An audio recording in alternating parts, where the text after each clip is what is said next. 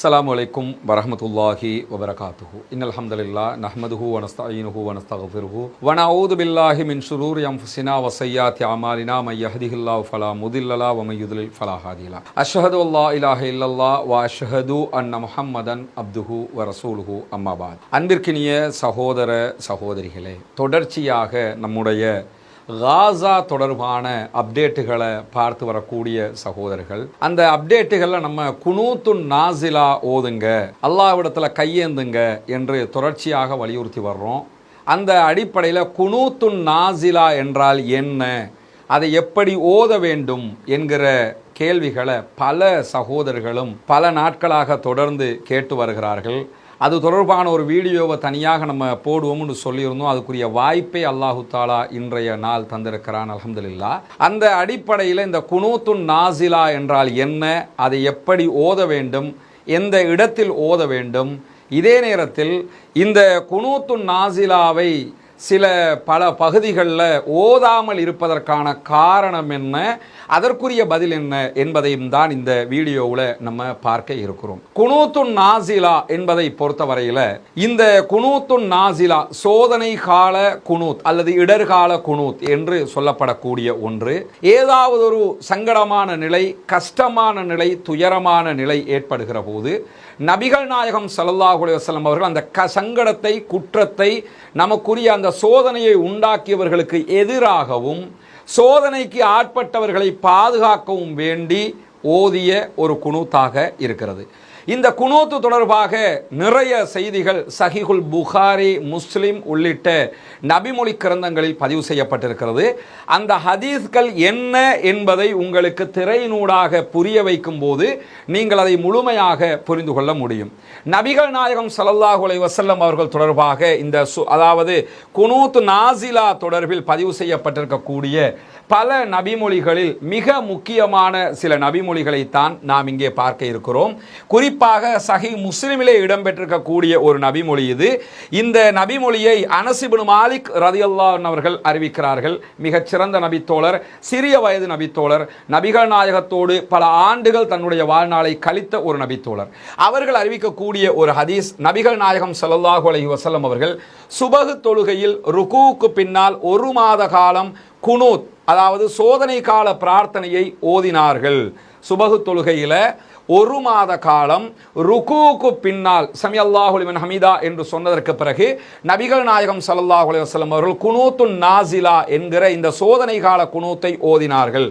அந்த குனூத்திலே ரெல் தக்வான் ஆகிய குலத்தாருக்கு எதிராக பிரார்த்தித்தார்கள்.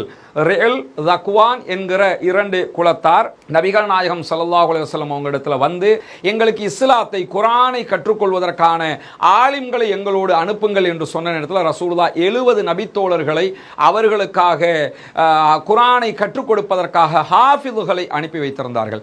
அந்த 70 நபித்தோழர்கள் ஹாஃபிதுகளை குறித்த கூட்டத்தார் கொன்று விட்டார்கள் என்கிற காரணத்தினால ரசூலுல்லாஹ் ரொம்பவே மனமுடைந்து போய், நம்ம இஸ்லாத்தை பரப்புரை செய்வதற்காக அனுப்பி அதுவும் குர்ஆனை மனப்பாடம் செய்தவர்களை கொன்று விட்டார்களே என்கிற ஒரு நிலை வரும்போது ரசூலுல்லாஹ் இந்த பிரார்த்தனையை ஓதினார்கள்.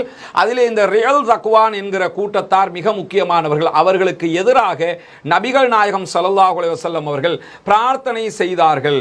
அதே போன்று உஸையா குலத்தார் அல்லாஹுக்கும் அவனுடைய தூதருக்கும் மாறு செய்து விட்டார்கள் என்றும் ரசூலுல்லாஹி ஸல்லல்லாஹு அலைஹி வஸல்லம் அவர்கள் கூறினார்கள் என்கிற செய்தி சஹீஹ் முஸ்லிமிலே பதிவு செய்யப்பட்டிருக்கிறது. அனஸ் இப்னு மாலிக் ரலியல்லாஹு அன்ஹு அவர்கள் அறிவித்திருக்கிறார்கள். இந்த ஹதீஸில் நபிகள் நாயகம் ஸல்லல்லாஹு அலைஹி வஸல்லம் அவர்கள் ஃபஜ்ர் தொழுகையில சமி அல்லாஹு லிமன் ஹமீதா என்று சொன்னதற்கு பிறகு குனூத்துன் நாசிலா ஓதி இருக்கிறார்கள் என்கிற செய்தி பதிவு செய்யப்பட்டிருக்கிறது. குனூத்துன் நாசிலா தொடர்பான ஒரு முக்கியமான நபிமொழி இது. அதே நேரத்தில் நபிகள் நாயகம் ஸல்லல்லாஹு அலைஹி வஸல்லம் அவர்கள் தொடர்பாக இந்த செய்தி இன்னும் கொஞ்சம் விரிவாக சஹீஹுல் புகாரியில 1002வது ஹதீஸாக பதிவு செய்யப்பட்டிருக்கிறது. அந்த ஹதீஸை நீங்க பார்க்க முடியும். நபிகள் நாயகம் ஸல்லல்லாஹு அலைஹி வஸல்லம் அவர்கள் குர்ஆனை மனனம் செய்த சுமார் 70 நபர்களை இணை வைப்பவர்களில் ஒரு கூட்டத்தாரிடம் அனுப்பி வைத்தார்கள்.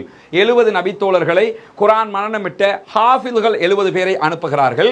அவர்கள் அந்த முஸ்ரிக்கீன்களை விட குறைந்த எண்ணிக்கையினராக இருந்தார்கள். அவர்களுக்கும் நபி ஸல்லல்லாஹு அலைஹி வஸல்லம் அவர்களுக்கும் இடையே ஒரு உடன்படிக்கையும் இருந்தது.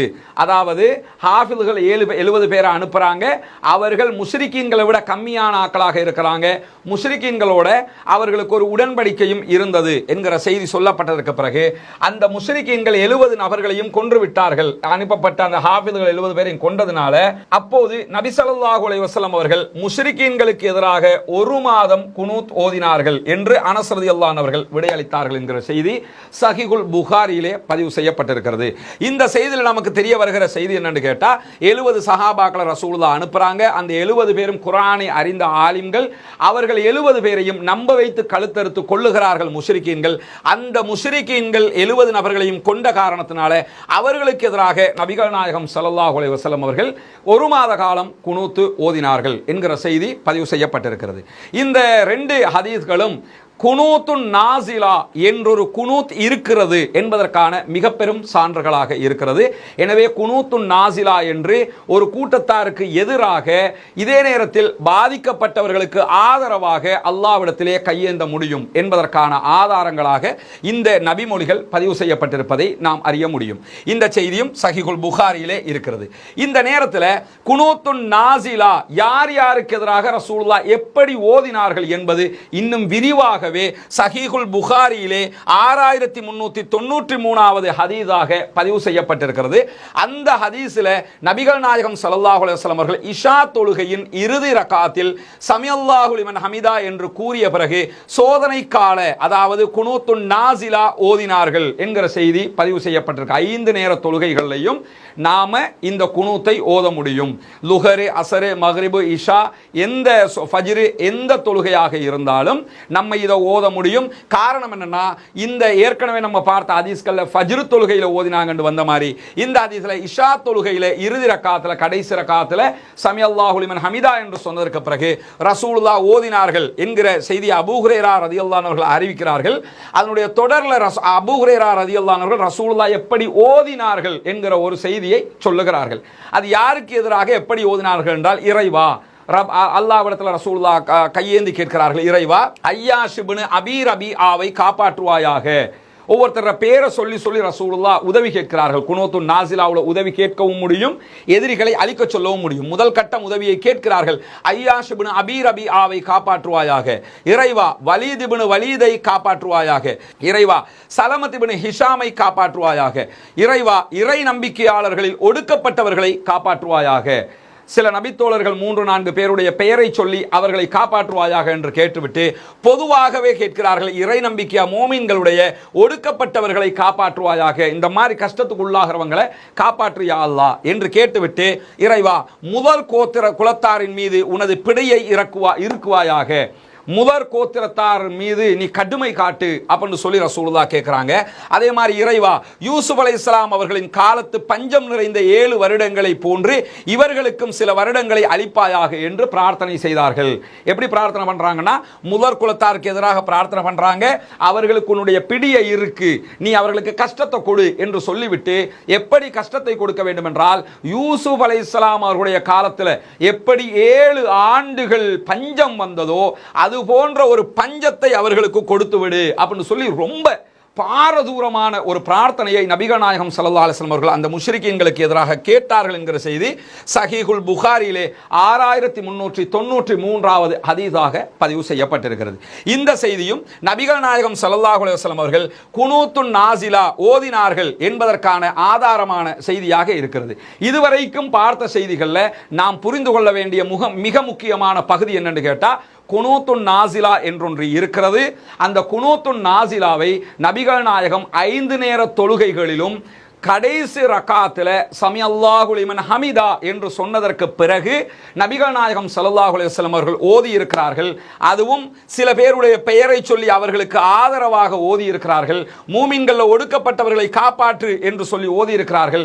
எதிரிகளுக்கு எதிராக பேசும்போது அவர்களுக்கு பிடியை இருக்கு, அவர்களை நீ சோதித்து விடு, அவர்களை நீ தண்டித்து விடு என்று கேட்பது மட்டுமல்லாமல், யூசுப் அலைஹிஸ்ஸலாம் அவர்களுடைய காலத்து பஞ்சம் போன்று அவர்களுக்கு ஒரு நிலையை கொடுத்து விடு என்று மிக உச்சமாக சென்று ரசூலுல்லாஹ் அவர்களுக்கு எதிராக பிரார்த்தனை செய்திருக்கிறார்கள் என்பது இந்த 3 நபிமொழிகளிலும் பதிவு செய்யப்பட்டிருக்கிறது. இந்த இடத்துல நம்ம ஒன்று புரிஞ்சுக்கிறோம்னா, குனூத்துன் நாசிலாண்டா என்ன, அது எப்படி நாங்க ஓதுறது என்று பல பேரும் கேட்கிறீர்கள். ஏன்னா உலமாக்களை பொறுத்தவரையில் அவங்களுக்கு தெரிந்த அரபியில தங்களுக்கு தெரிந்த விவகாரத்தை கேட்ட முடியும். ஆனா பொதுமக்கள் இருப்பாங்க, பொதுமக்களுக்கு அரபி தெரியுமான்னா அரபி தெரியாது. இதே நேரத்தில் குனூத்து நாசிலாவை பொறுத்தவரை அதுக்குன்னு இதுதான் வார்த்தை என்றொரு வார்த்தை கிடையாது. இந்த வார்த்தையை சொல்லி குனூத்து நாசிலா கேளுங்கன்னு யாரும் எழுதி தர முடியாது. என்ன பிரச்சனையோ அதை சொல்லித்தான் நம்ம குனூத்து நாசிலா கேட்க முடியும். உதாரணமாக 70 சஹாபாக்கள் கொல்லப்பட்டார்கள். 70 சஹாபாக்களுடைய பிரச்சனையை ஒட்டி நபிகள் நாயகம் ஸல்லல்லாஹு அலைஹி வஸல்லம் அவர்களுக்கான பிரார்த்தனையை செய்து அவர்களை கொண்டவர்களுக்கு எதிராக பிரார்த்தனை செய்தார்கள். இப்ப முதல் கோத்திரத்துக்கு எதிராக பிரார்த்தனை பண்ணி நான் சரிப்பட்டு வருமா? இப்ப உஸையாவுக்கு எதிராக பிரார்த்தனை பண்ணி நான் சரிப்பட்டு வருமா? இப்ப ரசூலுல்லாஹி ஸல்லல்லாஹு அலைஹி வஸல்லம் அவர்கள் 70 சஹாபாக்கள் தொடர்பாக கேட்ட பிரார்த்தனையை இப்ப அந்த வாசகத்தை நம்ம சொல்ல முடியுமான்னா இப்ப அந்த வாசகத்தை நம்ம சொல்ல முடியாது. இப்ப என்ன வாசகத்தை சொல்லணும்னா இப்ப எது பிரச்சனையோ அந்த வாசகத்தை தான் சொல்ல முடியும். துஆக்களை பொறுத்தவரையில ஒன்று புரிஞ்சுக்கிறங்க, நபிகள் நாயகம் ஸல்லல்லாஹு அலைஹி வஸல்லம் அவர்கள் நமக்கு சில பிரார்த்தனைகளை கற்றுத் தந்திருப்பார்கள். அரபியில இந்த பிரார்த்தனையை இப்ப ஓதுங்க என்று சொல்லி இருந்தா அதை நாம மாறாமல் அதைத்தான் ஓத வேண்டும். நபிகள் நாயகம் பள்ளிவாசலுக்கு நுழையும் போது அல்லாஹும் அஃப்தஹ்லி அபுவாப ரஹ்மதிக் என்று சொல்லி தந்திருக்கிறாங்கன்னா அந்த பிரார்த்தனையை நம்ம வீட்டுக்குள்ள நுழையும் போது ஓதவும் கூடாது. அதை மாற்றி பள்ளிவாசலுக்குள்ள நுழையும் போது அதுக்கு பதிலாக வேற வார்த்தை போட்டு ஓதவும் கூடாது. அதே தான் நாம ஓதணும். அதே மாதிரி சாப்பிடும்போது பிஸ்மில்லா சொல்லுங்க என்று சொன்னா சாப்பிடும்போது அல்ஹம்துலில்லாஹ் என்று சொல்லிக்கிட்டு சாப்பிடக்கூடாது. பிஸ்மில்லா என்று தான் சொல்லி சாப்பிட வேண்டும். அந்த இடத்துல வார்த்தைகளை மாற்றக்கூடாது. இந்த விவகாரத்துக்கு இதை ஓதுங்கள் என்று ரசூலுல்லாஹ் கற்றுத் தந்து விட்டால் அந்த விவகாரத்துக்கு தான் அதை ஓதணுமே தவிர அது வல்லாத ஒரு விவகாரத்துக்கு அதை ஓதக்கூடாது. ஏன்னா அதுதான் யூனிஃபார்ம்ங்கிறது. இஸ்லாத்தினுடைய கட்டுப்பாடுங்கிறது என்னன்னா தொழும்போது இதை ஓதுங்கன்னா தொழும்போது தான் அதை ஓதணும். பாத்ரூம் போகும்போது இதை ஓதுங்கன்னா பாத்ரூம் போகும்போது தான் அதை ஓதணும். வாகனத்தில் ஏறும்போது இதை ஓதுங்கன்னா வாகனத்தில் ஏறும்போது தான் அதை ஓதணும். வாகனத்தில் ஏறும்போது ஓத சொன்னாங்க, எனவே நான் வீட்டுக்குள்ள போகும்போது அதை ஓதுவேன் என்று சொல்லி நான் மாற்றி ஓதக்கூடாது. இது ஒரு வகையான பிரார்த்தனை. இது மெயின் சாப்டர்னு புரிஞ்சுக்கிறங்க.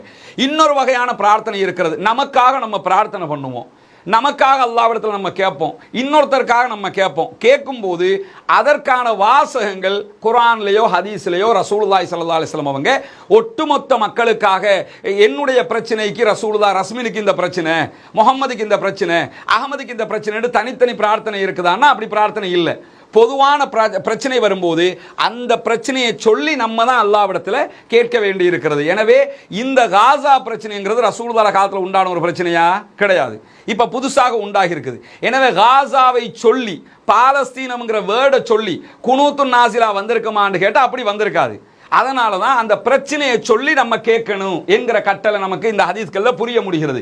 எனவே காசாவினுடைய பிரச்சனையை பற்றி அல்லாஹ்விடத்தில் நம்ம குனூத்து நாசிலா தொழுகையில் அதாவது ருக்குவுக்கு பிறகு நம்ம அல்லாஹ்விடத்தில் பிரார்த்தனை செய்யும் போது காசாவினுடைய பிரச்சனையை சொல்லி அங்கே பாதிக்கப்படுகிற மக்களுக்கு ஆதரவாக அவர்களுக்கு கருணையை காட்டியா அல்லாஹ், அவர்களுக்கு தேவையான உதவியை செஞ்சிருயா அல்லாஹ், அவர்களை பாதுகாத்துறியா அல்லாஹ், அவர்களை கைவிட்டாதையா அல்லாஹ், அவர்களுக்கு அடக்குமுறை ஒடுக்குமுறை செய்யக்கூடிய இந்த இஸ்ரேலிய கொடூர வக்கிர ராணுவத்தை அழிச்சிரியா அல்லாஹ், அவர்களுக்கு அழிவை கொடுத்துரு, அவர்களுக்கு பஞ்சத்தை கொடுத்துரு, அவர்களுக்கு கஷ்டத்தை கொடுத்துரு என்று அவர்களுக்கு எதிராகவும் கேட்டு இவர்களுக்கு ஆதரவாகவும் நாம் தாராளமாக கேட்க முடியும். நமக்கு என்ன மொழி தெரியுமோ அந்த மொழியில கேட்கணும். நமக்கு அரபு தெரிஞ்ச ஆலிம்கள்னா அரபுல கேட்டு போயிடுவாங்க. அரபு தெரியாத பாமர மக்கள் இருப்பாங்க, அவங்களுக்கு தமிழ் தெரியுமா, மலாய் பாஷை தெரியுமா, ஆங்கிலம் தெரியுமா, சிங்களம் தெரியுமா, என்ன மொழி தெரியுமோ அந்த மொழியில நம்ம அல்லாஹ்விடத்தில் கேட்கணும். அல்லாஹ்வுக்கு எல்லா மொழியும் தெரியும். அரபுல தான் குனூத்து நாசிலா ஓதணும்னு சொன்னீங்கன்னா ஆலிமை தவிர யாருக்கும் ஓத முடியாது.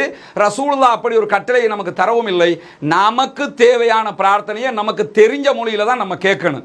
இஸ்லாத்தினுடைய அடிப்படையும் அதுதான். அதனால நம்ம பாதிக்கப்பட்டிருக்கும் போது உணர்வு பூர்வமாக அல்லாஹ்விடத்தில் கையேந்துவதற்கு மனப்பாடத்தில் நீங்க எதையும் கேட்க முடியாது. மனப்பாடம் பண்ணி வச்சுக்கிட்டு போது நான் உணர்வு பூர்வமாக அதை நீங்க கேட்க முடியாது. நீங்க என்னன்னா நம்ம உணர்ந்து இப்படி அநியாயம் நடக்குதே இறைவா நீ அவர்களை காப்பாத்து என்று கேட்க வேண்டும். அந்த செய்தியை இதுல ரசூலுல்லாஹ் இந்த முதற் குலத்தாருக்கு எதிராக பிரார்த்தனை செய்தது, ஐயாஷ் இப்னு அபீ ரபீஆவை காப்பாற்ற சொன்னது, வலீத் இப்னு வலீதை காப்பாற்ற சொன்னது, சலமத் இப்னு ஹிஷாமை காப்பாற்ற சொன்னது, இறை நம்பிக்கையாளர்கள் ஒடுக்கப்பட்டவர்கள் பாதிக்கப்பட்டவர்களுக்கு நீ உதவி செய்து விடு யா அல்லாஹ், அவங்களை காப்பாத்து யா அல்லாஹ் என்று கேட்டதெல்லாம் இதற்குரிய ஆதாரங்களாக இருக்கிறது. இந்த செய்தி சஹீஹுல் புகாரியிலே பதிவு செய்யப்பட்டிருக்கிறது. இப்படியான நேரத்தில் தொழுகையில இமாம் என்ன செய்வாங்கன்னா குனூத்து நாசிலா ஓதுவார்கள். இமாம் குனூத்து நாசிலாவை சத்தமாக ஓதுவார். இந்த விவகாரத்தை தான் அந்த அல்லாஹும் மஹ்தினி ஃபீமன் ஹதைத் வாஃபினி ஃபீமன் ஆஃபைத்னு சில பள்ளிகளில் ஓதிக்கிட்டு இருக்கிறாங்க. அந்த குனூத்துக்கும் குனூத்து நாசிலாவுக்கும் சம்பந்தம் இல்லை, புரிஞ்சுக்கிறங்க. அந்த குனூத்தினுடைய கருத்து வேற, நம்ம கேட்க போற விஷயம் வேற. நம்ம கேட்கறது காசாவுக்காக. அதுக்கு அல்லாஹும்ம ஹதினி ஃபீமன் ஹதைத் வஆஃபினி ஃபீமன் ஆஃபைத் என்று பிரார்த்தனை பண்ணா சரிப்பட்டு வருமா? சம்பந்தமில்லாத பிரார்த்தனை அது. உலமாக்கள் கூட தவறுதலாக புரிந்து கொண்டு இதை சொல்லலாம், செய்யலாம். அதனால அந்த பிரார்த்தனை வேற, இந்த பிரார்த்தனை வேற. ஆனா இந்த பிரார்த்தனை எதை நமக்கு கேட்கும்போது எப்படி கேட்போம், அது மாதிரி இமாமும் என்ன செய்யணும்னு கேட்டா, இமாமாக இருப்பவர்கள் இந்த பிரார்த்தனையை சப்தமாக கேட்க வேண்டும். கேட்கும் போதுதான் பின்னாடி இருக்கிறவங்க அதை சப்தமாக ஆமீன் சொல்றதோ அல்லது வேறு விதமான காரியங்களில் ஈடுபடுவதோ இஸ்லாம் அனுமதித்த ஒன்றல்ல. அவர் ஓதுவாரு, அது காதுக்கு நமக்கு கேட்கும்ல, அதை வச்சு நம்ம என்ன செய்யலாம்னா நம்மளும் அதே மாதிரி அமைதியாக நம்ம ஓதணும். அவர் சப்தமிட்டு ஓதுவாரு என்கிற செய்தி நமக்கு இந்த ஹதீஸ்ல இருந்து பதிவு செய்யப்பட்டிருக்கு. அதாவது செய்தியை சஹீஹுல் புகாரியில 1029, 1013, 1014 போன்ற ஹதீஸ்களை நம்ம பார்க்க முடியும். அதாவது இமாம் லைட்டா சப்தமாக ஓதும் போது பின்பற்றி தொழக்கூடியவங்க கையை உயர்த்தி பணிவாகவும் ரகசியமாகவும் பிரார்த்தனை பண்ணணும். அதை நம்ம எதிலிருந்து புரியலாம்னு கேட்டா, ரசூலுல்லாஹி ஸல்லல்லாஹு அலைஹி வஸல்லம் அவங்க ஜும்மா உரையில மழை வேண்டி பிரார்த்தனை பண்ணும்போது என்ன செய்றாங்கன்னு கேட்டா, அல்லாஹும் மஸ்கினா என்கிற மலைக்கான பிரார்த்தனையை ரசூலுல்லாஹி ஸல்லல்லாஹு அலைஹி வஸல்லம் அவங்க ஓதினார்கள். மக்களுக்கு கேட்கும் விதமாக பிரார்த்தனை செஞ்சாங்க. செய்யும் போது மக்களும் என்ன செய்றாங்கன்னு கேட்டா, அதே பிரார்த்தனையை தங்களுடைய கைகளை உயர்த்தி சப்தம் இல்லாமல் கேட்டார்கள் என்கிற செய்திகள் நான் சொன்ன மேற்கண்ட அந்த 1029, 1013, 1014 ஆகிய சஹீஹுல் புகாரியினுடைய ஹதீஸ்களில் பதிவு செய்யப்பட்டிருக்கிறது. அந்த ஹதீஸ் நமக்கு சொல்லக்கூடிய செய்தி என்னன்னு கேட்டா, இமாம் சப்தமாக லைட்டா சப்தம் நமக்கு ஓதுறாருங்கிறது கேட்கிற மாதிரி அவர் ஓதுவாரு. நம்ம அதுக்கு ஆமீன் ஆமீன் ஆமீன் சொல்லக்கூடாது. நம்மளும் அதே போன்று நம்ம மனதுக்குள்ள என்ன செய்யணும்னா, அல்லாஹ்விடத்துல உருகி நம்ம அந்த மக்களுக்காக பிரார்த்தனை செய்ய வேண்டும். அப்படி செய்யலாம் என்பதற்கு மலைக்கான பிரார்த்தனையில் நபிகள் நாயகம் ஸல்லல்லாஹு அலைஹி வஸல்லம் அவங்க சத்தமாக ஓதி இருக்கிறாங்க, மக்களும் அதை கேட்டு ஓதி இருக்கிறாங்க என்கிற செய்தி வருகிறது. மக்கள் ஆமீன் சொல்லி இருக்கிறாங்கிற செய்திகள் எங்கேயும் பதிவு செய்யப்படவில்லைங்கிறத புரிஞ்சுக்கிறங்க. இது ஆமீன் சொல்லுகிற விவகாரம் இல்லை, நம்மளே அல்லாஹ்விடத்தில் கேட்கக்கூடிய ஒரு விவகாரம். அதே நேரத்தில் நான் ஏற்கனவே சொல்லிட்டேன், எல்லா கடமையான தொழுகைகளிலும் இதை நாம் ஓத முடியும். அதற்கான ஆதாரங்களை நீங்க பார்க்கலாம். அனஸ் ரலியல்லாஹு அன்ஹு அவர்கள் அறிவிக்கிறார்கள், மக்ரிப், ஃபஜ்ர் ஆகிய தொழுகைகளில் குனூத் ஓதுதல் நபிகள் நாயகம் ஸல்லல்லாஹு அலைஹி வஸல்லம் அவர்கள் காலத்தில் இருந்தது. புகாரிலே 798, 1004 ஆகிய ஹதீஸ்கள்ல இந்த செய்தி பதிவு செய்யப்பட்டிருக்க. மக்ரிப்ல ரசூலுல்லாஹ் ஓதி இருக்கிறாங்க, அதே மாதிரி ஃபஜ்ர்லையும் நபிகள் நாயகம் ஓதி இருக்கிறார்கள். அதே மாதிரி நபிகள் நாயகம் ஸல்லல்லாஹு அலைஹி வஸல்லம் அவர்கள் தொடர்பாக அபூ சலமா இப்னு அப்துர்ரஹ்மான் இப்னு அவுஃப் ரஹிமஹுல்லாஹ் அவர்கள் கூறியதாவது, அபூ ஹுரைரா ரலியல்லாஹு அன்ஹு அவர்கள், அபூ ஹுரைரா அவங்க செஞ்ச ஒரு விஷயத்தை, இவர் தாபி, அதாவது சஹாபி கிடையாது, அதாவது அபூ சலமா இப்னு அப்துர்ரஹ்மான் இப்னு அவுஃப்ங்கிறவர் அபூ ஹுரைரா ரலியல்லாஹு அன்ஹு அவங்க செஞ்ச ஒரு வேலையை மக்களுக்கு எடுத்து சொல்றாங்க. எப்படி எடுத்து சொல்றாங்கங்கிறத பாருங்க. நான் நபி ஸல்லல்லாஹு அலைஹி வஸல்லம் அவர்கள் தொழுவித்தது போன்றே உங்களுக்கு தொழுவிக்கிறேன் என்று கூறுவார்கள்.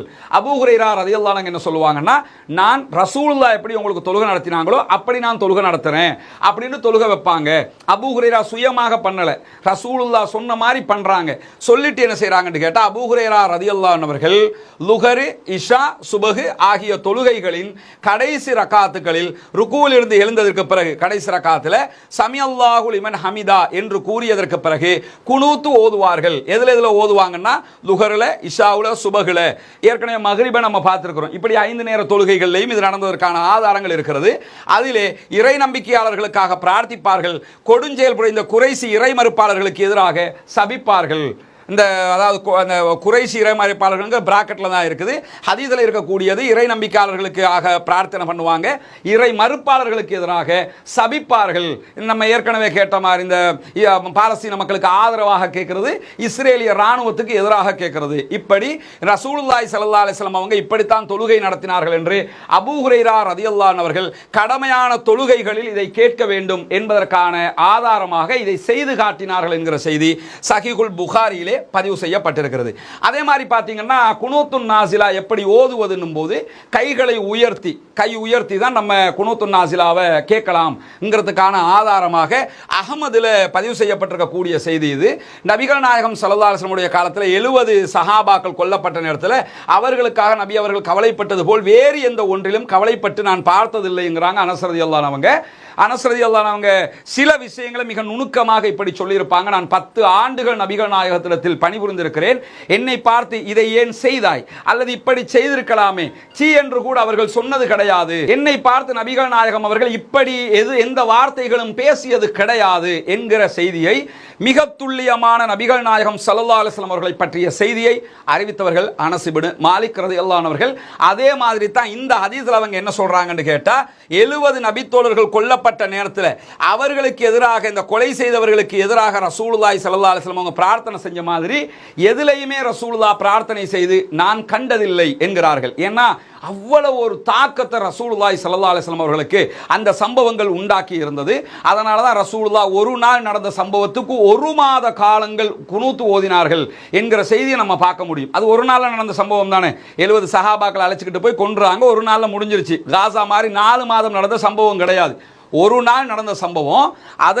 அதற்காக ரசூலுல்லாஹ் எவ்வளவு காலம் குனூத்துன் நாஸிலா ஓதி இருக்கிறாங்கன்னா, ஒரு மாதம் அளவுக்கு ஓதி, 30 நாள், ஒரு நாளுக்காக 30 நாள் ஓதி இருக்கிறாங்க என்கிற செய்தி பதிவு செய்யப்பட்டிருக்கிறது. இதிலிருந்து என்ன தெரியுதுன்னா, அந்த ரசூலுல்லாஹி ஸல்லல்லாஹு அலைஹி வஸல்லம் அவர்களுக்கு அது எவ்வளவு பெரிய தாக்கத்தை உண்டாக்கி இருக்கிறது என்பது நாம் அறிந்து கொள்ள முடிகிறது.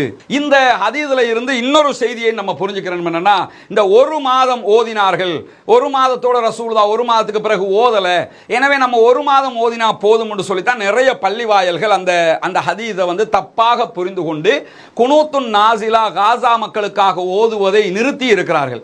நன்றாக புரிந்து கொள்ளுங்கள் உலமாக்களே, அந்த ஹதீஸை பொறுத்தவரையில் ஒரு மாதம் என்பது ஒரு தகவலாக வருகிறதே தவிர ஒரு மாதத்துக்கு மேல ஓதக்கூடாது என்று அந்த ஹதீஸ்ல வரவே இல்லை.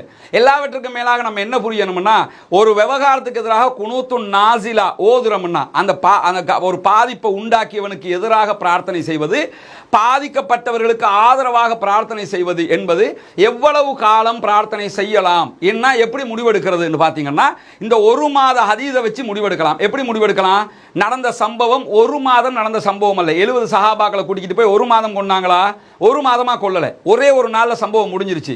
ஒரு மாத காலம் சஹாபாக்களை வச்சு கொலை பண்ணாங்களான்னா ஒரு மாத காலம் எல்லாம் வச்சு கொலை பண்ணல, ஒரு நாள்ல நடந்த சம்பவம் நடந்துருச்சு. ஆனா ரசூலுல்லாஹ் ஒரு மாதம் அதற்காக குனூத்துன் நாஸிலா ஓதினாங்கன்னா ஒரு மாதம் அளவுக்கு ரசூலுல்லாஹ்வால அதை ஜீரணிக்க முடியல, அந்த தாக்கம் இருந்திருக்குதுன்னு அர்த்தம். அதே மாதிரி இப்ப காசா பிரச்சனையை பார்த்தீங்கன்னா, நாங்க ஒரு மாசம் ஓதினாங்க ரசூலுல்லாஹ், அதனால விட்டுட்டோம்னா, ரசூலுல்லாஹ் ஒரு நாள் நடந்ததுக்கு ஒரு மாசம் ஓதினாங்க. இப்போ எதுக்காக ஓதினாங்க?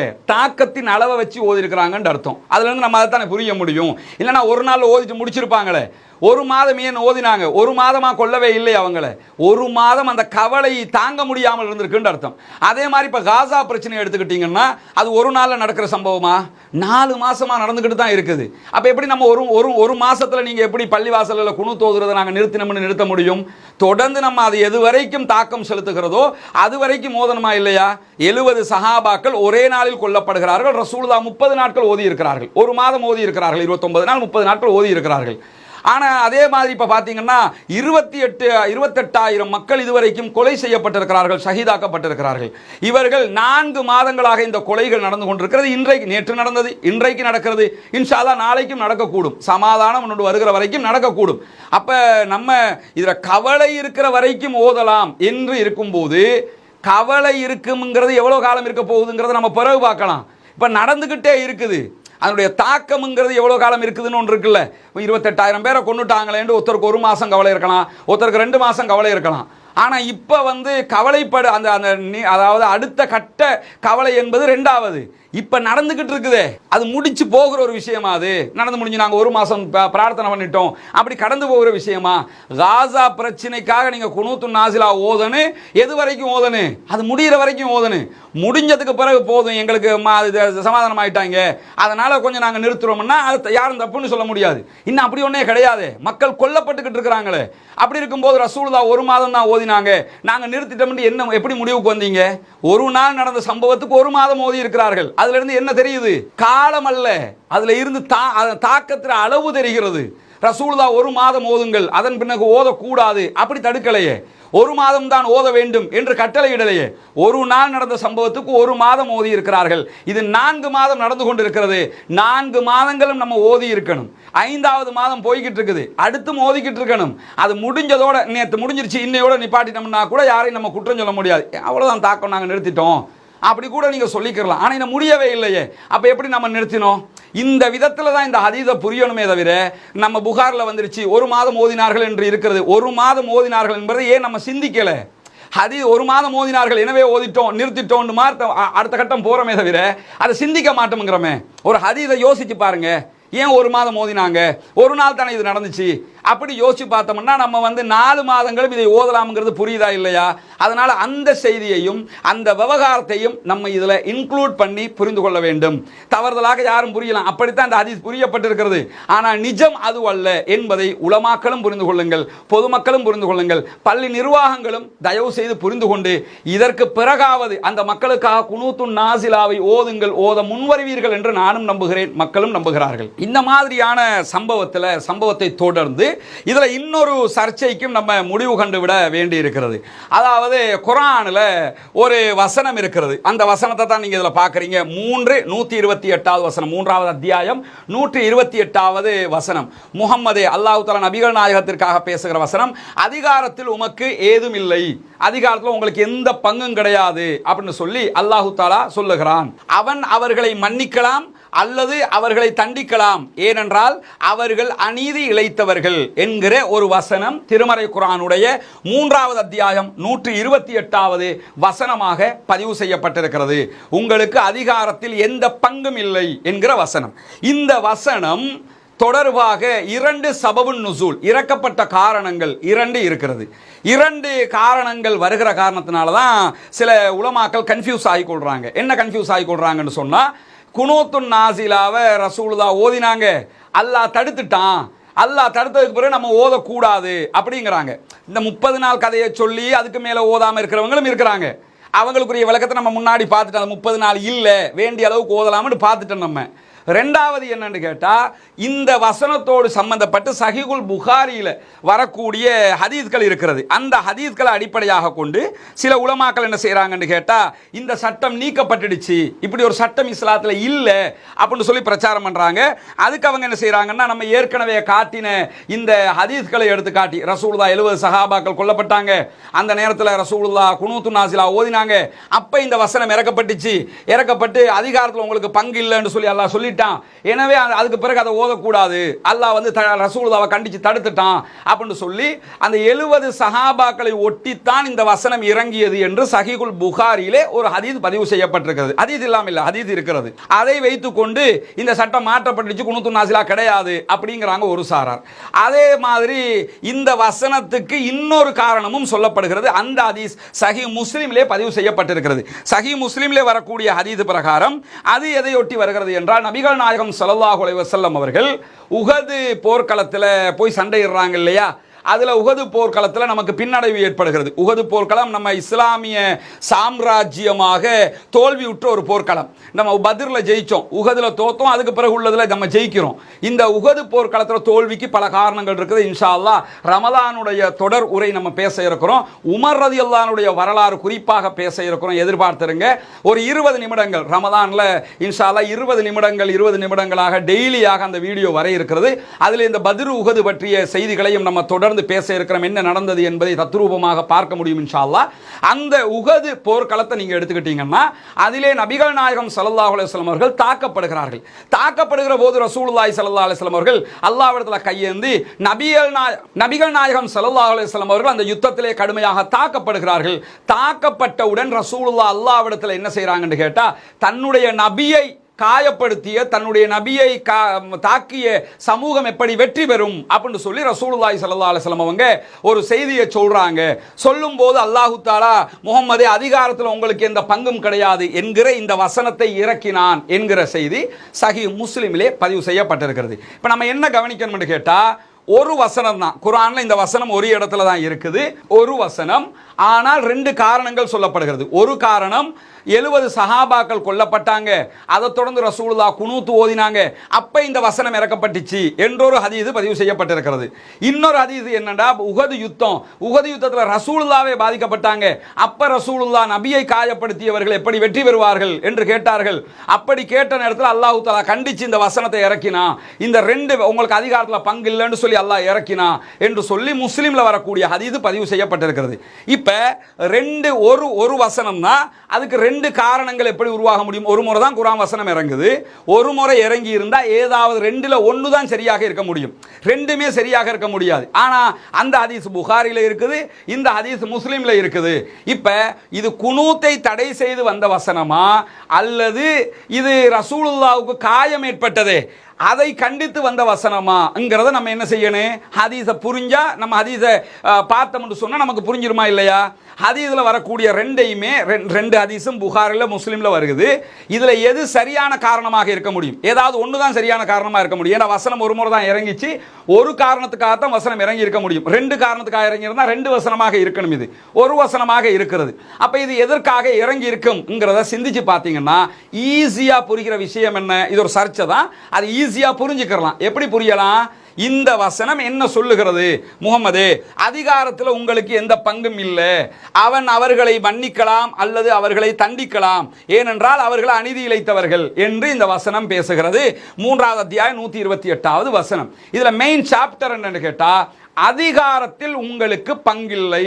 அல்லாஹ் இறைவன் என்கிற ஒரு அதிகாரம் இருக்குதா இல்லையா?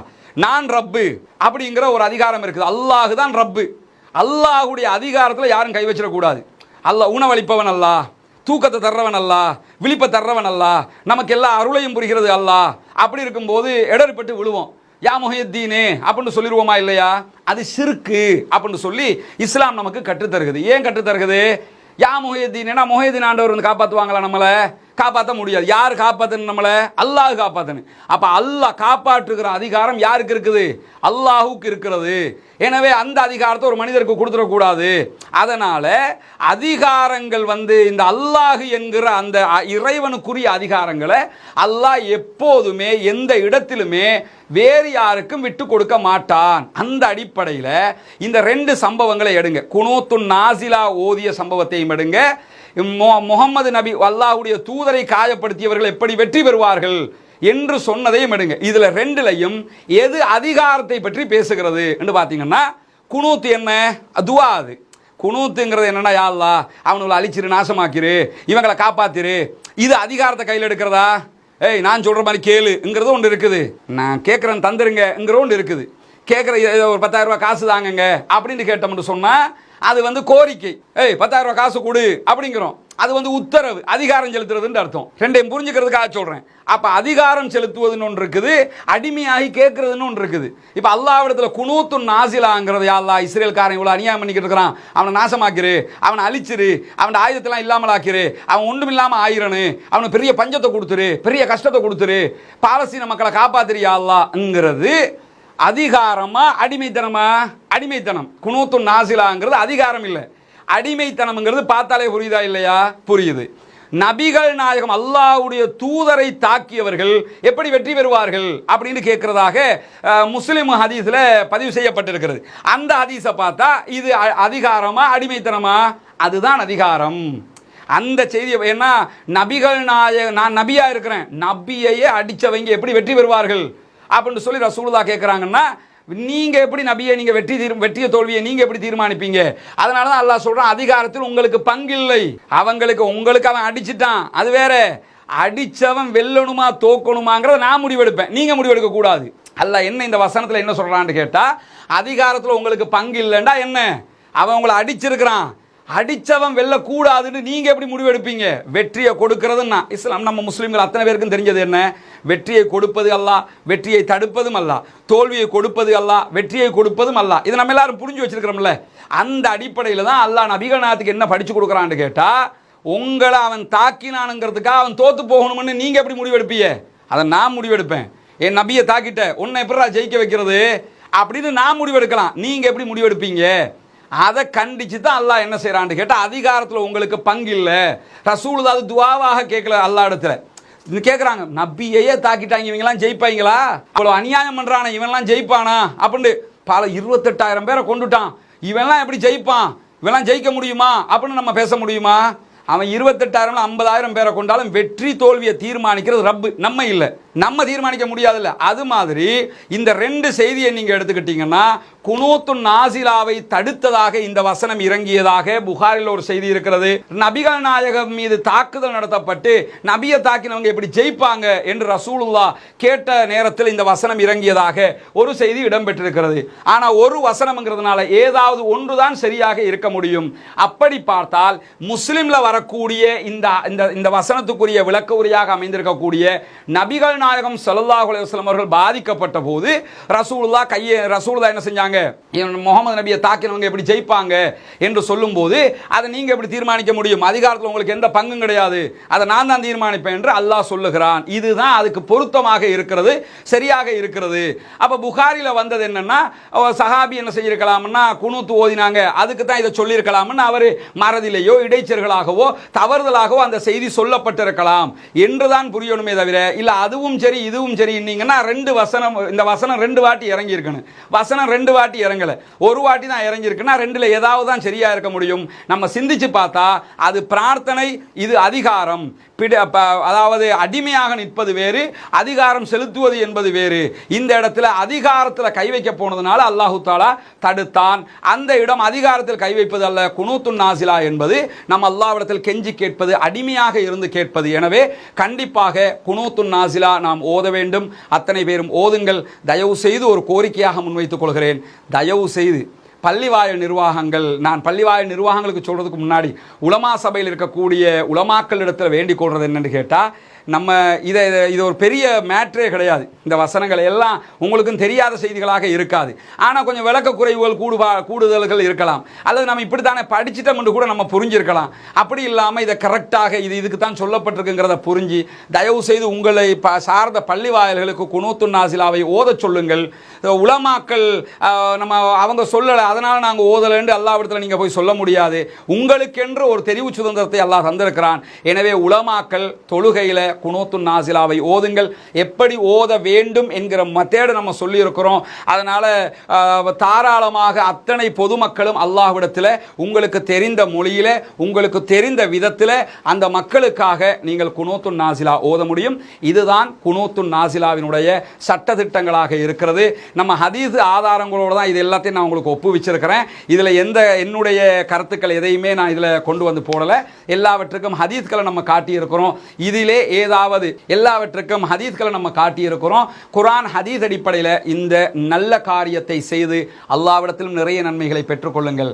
நம்மளால் இவ்வளவுதாங்க பண்ண முடியும் அந்த மக்களுக்காக. இதை கூட பண்ணலைன்னா நம்ம எல்லாம் என்ன பண்ண போகிறோம்ங்கிற ஒரு கேள்வி இருக்குதா இல்லையா? நம்ம ஜனாசாக்கள் எரிக்கப்படுகிற போது முழு உலகமுமே நமக்காக திரண்டது. 28,000 பேர் கொல்லப்பட்டிருக்கிறாங்க, ஷஹீதாக்கப்பட்டிருக்கிறாங்க. பச்சை புள்ள ஹிந்து கொல்லப்பட்ட செய்தி இன்றைக்கு உலகத்தையே பரபரப்புக்குள்ளாகி இருக்குது. 15,000 குழந்தைகள் கொல்லப்பட்டிருக்கிறார்கள். நம்ம எப்படி இதெல்லாம் ஜீரணிச்சுக்கிட்டு சாப்பிட்டுக்கிட்டு இருக்கிறோம்? நம்மளால் இவ்வளவு தானே பண்ண முடியும். வேற ஏதாவது பண்ண முடியுமா? பண்ணவும் முடியாதுல்ல. நம்ம பண்ண முடியுமானது ஜனநாயக ரீதியில் போராட முடியும். போராட்டத்துக்கு வாங்க, ஆர்ப்பாட்டத்துக்கு வாங்கன்னா நம்ம 500 பேர் கூட தேர முடியலை. ஒவ்வொரு நாடுகளில் லட்சக்கணக்கானவங்க ரோட்டுக்கு வந்து பாலஸ்தீன மக்களுடைய யுத்தத்தை நிறுத்துங்கன்னு ஆர்ப்பாட்டம் பண்ணிக்கிட்டு இருக்கிறான். இலங்கையில் நம்ம அப்படியெல்லாம் பண்ணலை. முடிஞ்ச ஒரு 500 பேர் திரண்டு இருக்கிறோம், அவ்வளவுதான். அப்போ நம்ம ஆர்ப்பாட்டத்துக்கும் வரலை. குனூத்துன் நாசிலாவை கூட நம்ம ஓதலைன்னா என்ன மாதிரியான நிலைமையில் நம்ம இருக்கிறோம்ங்கிறத புரிஞ்சுக்கிறோங்க. எனவே இது என்னுடைய சொந்த பிரச்சனை அல்ல. நான் 129 நாளாக இதை நான் பேசிக்கிட்டு இருக்கிறேன்னா நான் காசாக்காரனா? என் சொந்த பிரச்சனையா இது? என் உள்ளூட்டு பிரச்சனையா இது? நம்ம அத்தனை பேருடைய பிரச்சனை, சமூகத்தினுடைய பிரச்சனை. அந்த அல் முஸ்லிம் அகுல் முஸ்லிம், ஒவ்வொரு முஸ்லிம்களும் சகோதரர்கள், இன்னொரு முஸ்லிமுக்கு சகோதரர்கள். ரசூலுல்லாஹி ஸல்லல்லாஹு அலைஹி வஸல்லம் அவர்கள் சொன்னார்கள், மூமின்கள் முஸ்லிம்கள் ஒரு கட்டிடத்தை போன்றவர்கள். ஒரு கல்லுக்கு பிரச்சனைனா முழு கட்டிடத்துக்கும் பிரச்சனை. ஒரு உடம்புல காலில் முள்ளு குத்தினா தலை சொல்லுது முள்ளு குத்திருச்சு, உடம்பு வலிக்குது. உடம்பு மாதிரி முஸ்லீம்கள் மூமின்கள். அப்போ நம்ம என்ன நினைக்கணும்?